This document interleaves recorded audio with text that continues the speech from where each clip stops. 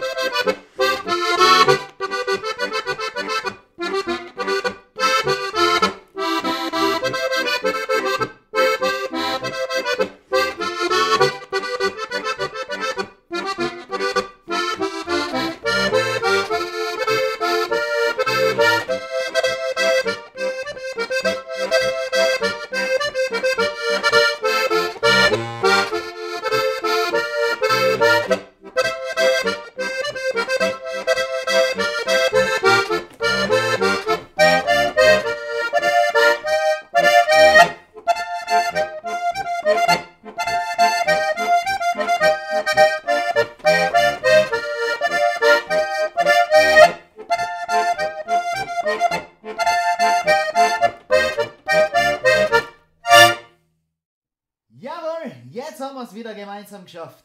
Aber wir wissen ja, nach altbekannter Manier gibt es das Ganze jetzt nochmal langsam, Teil für Teil.